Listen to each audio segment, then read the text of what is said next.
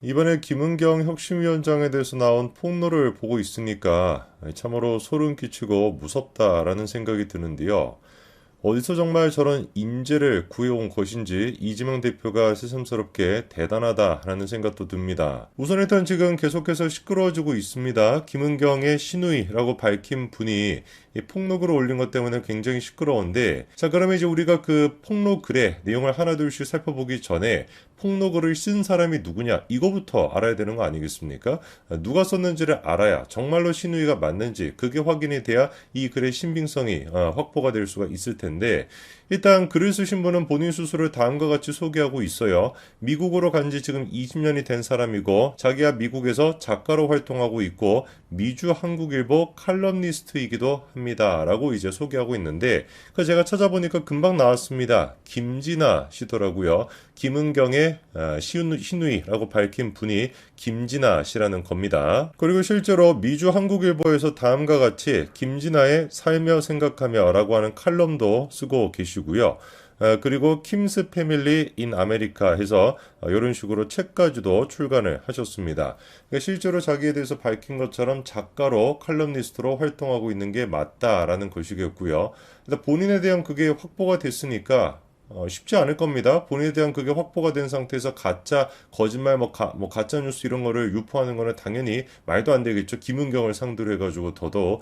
그러다 보니까 이 폭로글이 좀 신빙성이 있다라고 우리가 볼 수 있을 것 같은데, 자, 그럼 폭로글에 어떤 내용이 들어가 있는지 하나둘씩 좀 곱씹어 봐야 되겠습니다. 첫 번째, 일단 김은경의 친정집에 대한 이야기를 잠깐 하겠다라고 하죠. 김은경의 아버지가 재혼을 했다고 합니다. 그런데 이 새로운 새어머니에 대해 가지고 별로 그렇게 안 좋게 생각했던 것 같아요. 김은경과 두 남동생이 새어머니한테 상속 포기각서를 쓰게끔 했다라는 것이고요. 그리고 결국에 그렇게 상속 포기각서까지 쓰고 돈 한 푼 받지 못하고 새어머니가 쫓겨나가지고 그 이후로는 생사가 어떻게 돼 있는지 그것조차 확인할 길이 없다라는 겁니다. 그러니까 뭐 아무리 친어머니가 아니라고 할지라도 새어머니에 대해 가지고 저 정도까지 한다라는 거는 한마디로 우리가 폐륜이라고 할 수 있고, 더 좀 쉽게 표현하면은 이재명스럽다라고 얘기할 수 있는 그런 부분이죠. 근데 이제 이재명스러운 부분이 저기서 끝나지가 않습니다. 그래가지고 이제 김은경의 이제 시아버지랑 시어머니께서 김은경이 이제 독일에 가가지고 또 유학을 하지 않았습니까? 그 유학하면은 이제 뭐 자식을 키우고 이런 것도 뭐 쉽지 않을 텐데 그 뒷바라지를 다 했다라는 거예요. 얘기를 들어보니까 이제 뭐 대를 이어야 되는 손주라고 해가지고 최고의 유치원과 학교에 보내줬고, 공부하는 며느리한테 힘내라고 손편지도 막 셀 수 없이 많이 보냈다라는 거 아닙니까? 근데 김은경이가 그렇게나 이제 어떻게 보면은 뒷바라지를 다 받고 난 뒤에 박사학위를 했다고 한국에 돌아와가지고 어떤 얘기를 흘리고 댕겼다라는 거예요. 60세가 되면은 이혼할 것이다 라고 하는 얘기를 공공연히 흘리고 댕겼다라는 겁니다. 이것도 그냥 뭐 한마디로 얘기해서 딱 폐륜스러운, 그리고 이지명스러운 모습이다라고 할 수 있겠고, 뒷부분에 나오는 추가적인 폭로를 보고 있으면은 솔직히 이 정도까지 얘기는 양반이다라는 생각이 들 정도입니다. 뒤에 좀 충격적인 얘기가 나오는데요. 들어보시면 오빠가 자신의 고층 아파트에서 뛰어내렸습니다 라는 얘기로 시작이 됩니다. 이 오빠가 이제 김은경 씨의 남편을 얘기하는 것이죠. 근데 이제 희한한 게 뭐냐면, 가족들 입장에서는 조금 갑작스럽게 너무 이제 그 직장도 괜찮고 벌이도 괜찮고 돈도 괜찮았던 그 자기 오빠가 그렇게 극단 선택을 했다라고 하니까 믿을 수가 없어서 부검을 하자라고 했는데 김은경이 그거를 막았다라는 것이죠. 이 폭로글에 따르면.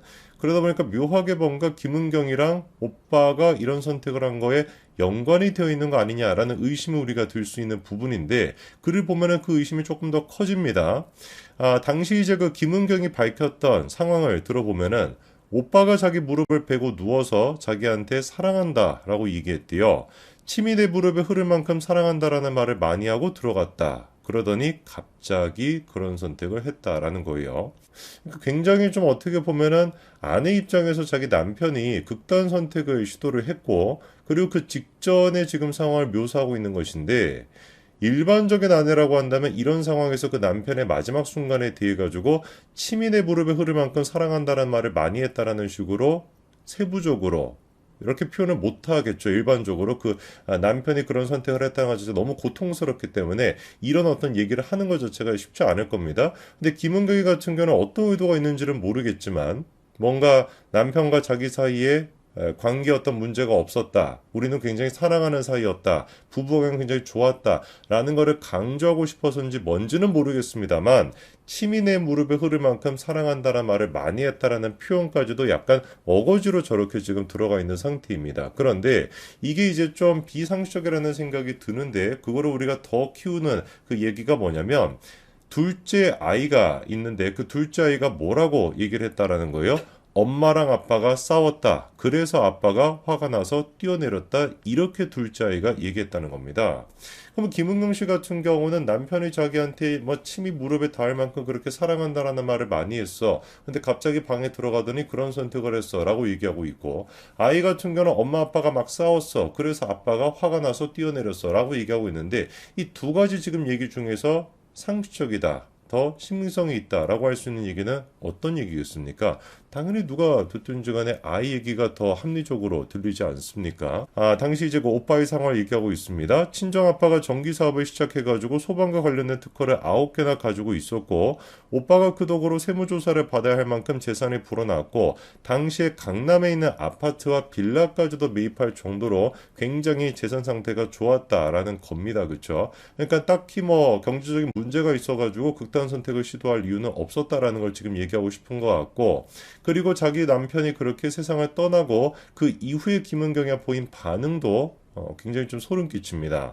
김은경 오빠가 떨어져 갔던 그 순간부터 장례가 끝난 그때까지 우리가 본 어떤 순간에도 눈물 한 방울 흘리지 않았다는 거예요.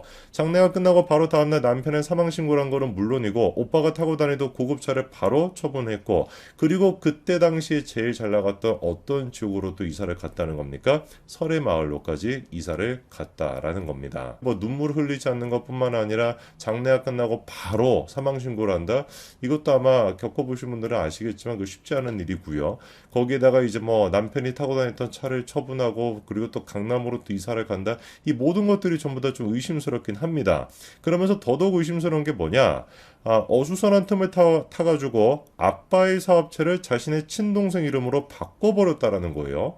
황당한 일이겠죠, 그렇죠? 이거 뭐 자기 가족한테 뭐 그 회사를 지금 뺏기는 그런 꼴이니까 그 아빠가 그래서 당황해가지고 즉시 시정을 요구하고 법에 호소를 했지만 증거 불충분으로 손써볼 수 있는 방법도 딱히 없었다라는 겁니다. 이 참 기가 막힌 게 이 김은경이라는 사람이 또 어떤 사람이 법을 전공한 사람이니까 법에 대해서 잘 알고 있는 그 사람이잖아요. 그러다 보니까 그런 식으로 법을 잘 이용해가지고 사실상 그 회사를 홀라당 뺏겼음에도 불구하고 어찌 손을 써볼 수 있는 방법조차도 없었다는 겁니다. 그러다 보니까 이게 집안이 진짜 한마디로 어떻게 되는 거겠어요? 풍비박산이 나는 것이죠. 자기 아들 같은 경우는 김은경이랑 뭐 싸워서 그렇다는 얘기도 있지만 뭐 그래가지고 뭐 그렇게 뛰어내린 상태이고 그리고 자기 회사 같은 경우도 지금 김은경한테 다 그렇게 뺏긴 며느리한테 뺏긴 그런 상태다 보니까 이게 뭐 정상적으로 운영이 될 수가 있겠습니까? 가족이. 그래가지고 어머니가 그 충격으로 쓰러지셨는데 그냥 쓰러진 게 아니라 치매 비슷하게 왔다는 거예요. 그러니까 한마디로 얘기해서 그냥 너무 충격이 크다 보니까 정신줄을 좀 놓아버린 그런 지금 상태라는 것이고 그리고 아버지 같은 경우는 더 이게 막 가슴이 아픈 얘기입니다. 18년 동안 뭐 계속 이렇게 힘들게 지내시다가 2년 전에 어머님을 먼저 보내시고 작년 겨울에 극단적인 선택을 한 아들이 너무나 그리운 나머지 자신도와 마찬가지로 똑같은 방식으로 그렇게 생을 마감하게 됐다라는 것이죠. 여자 이재명이다라는 표현이 그냥 딱 적절한 것 같아요. 이재명 같은 경우도 본인으로 인해 가지고 가족이 완전히 그 풍비박산이 나고 친형 같은 경우는 그렇게 됐었는데 어떻게 이렇게까지 진짜 소름 끼칠 정도로 똑같을 수가 있는지 김은경 씨 같은 경우도 자기 어떤 가족들을 상대로 똑같은 그런 식의 일을 했다고 지금 폭로가 나오고 있는 것이죠. 그 이후에도 마찬가지입니다. 금감원 부원장이라는 타이틀로 보내온 부의금을 챙겨가는 그런 모습도 있었다는 것이고 자기 그 시아버지가 가시는 마지막 길에 흙 한 줌 뿌리라는 말에 손사래를 치며 거절을 했고 그리고 이번에 이제 그 노인 폄하 그 비하가 이제 시작됐던 그 계기가 그 김은경 씨의 그 아들 아니었습니까? 아들이 했던 얘기. 이재명이가 드디어 검찰 조사를 받게 됐습니다. 누가 뭐 이재명이 아니랄까봐 가기도 전부터 있는 꼴값이라고 하는 꼴값은 다 떨었는데요. 그런데 지지자들 앞에서나 그렇게 꼴값을 떨 수 있는 것이지 과연 검찰에 들어가서 검사 앞에서도 그렇게 꼴값을 떨 수 있을까요? 이번에 이재명의 검찰 조사에 대해서 진중권 교수가 다음과 같은 일침을 남겼습니다. 한마디로 이재명의 정치 인생이 끝났다라는 것인데요. 오늘 제가 영상을 통해서 왜 도대체 이재명의 정치 인생이 끝났다라고 하는 얘기가 나온 것인지, 그리고 과연 이재명이가 검찰 조사를 통해서 어떤 내용을 집중적으로 질문받게 될 것인지 그 내용에 대한 거를 정리해 드리겠습니다. 같이 한번 보시죠. 이번에 진중권 교수가 잡범 이재명에 대해서 다음과 같은 얘기를 남겼습니다. 이재명 정치 생명이 끝이 났고 감옥에 한번 가봐라, 나 죄 있다 라고 얘기하는 사람이 누가 있는지. 우리 이재명이도 사실상 당대표라기보다는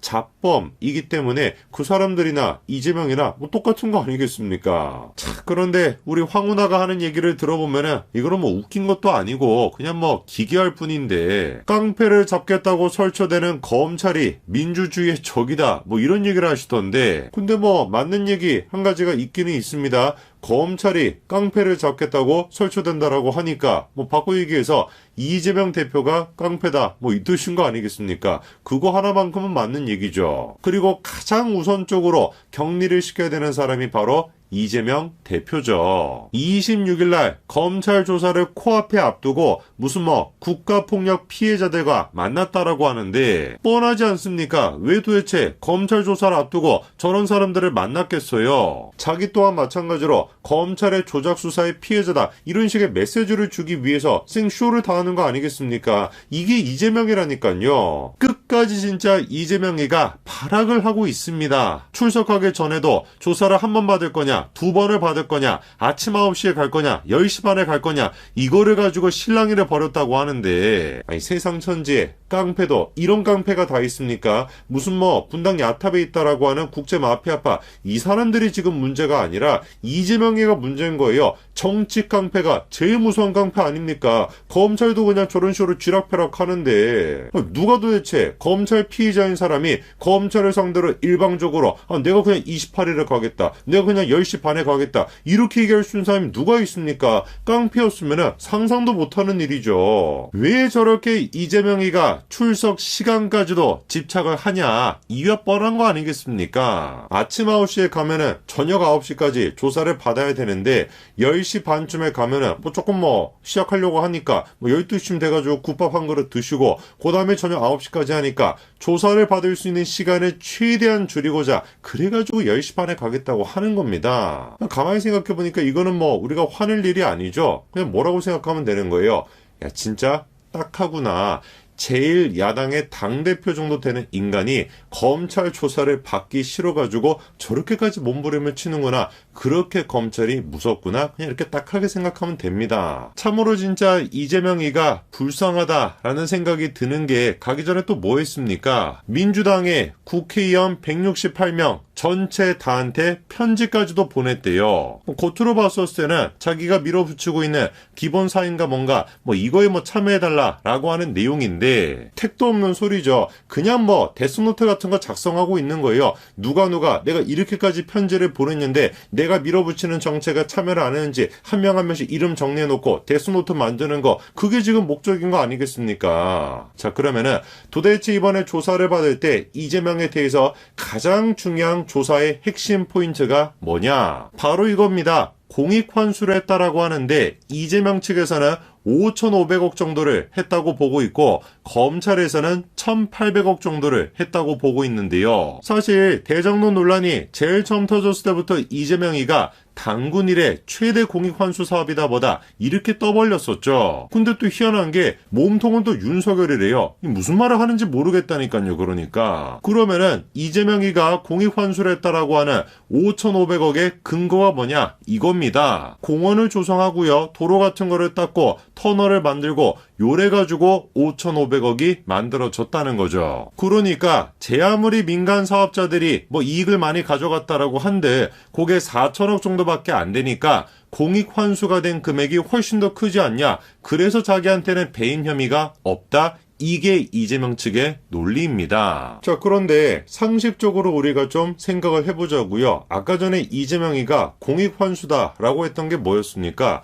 공원을 만들고 도로를 만들고 터널을 만들고 이런 거거든요. 그럼 여기서 질문, 도시를 만들 때 그런 게 없으면 됩니까? 아니죠. 이재명이가 있었던 성남시에서만 뭐 도시를 만들 때 도로를 만들고 막 터널을 뚫고 공원을 만들고 이러는 것이 아니라 어떤 도시든지 간에 만들 때 그거는 당연히 하는 겁니다. 이게 제일 중요한 포인트인 거예요.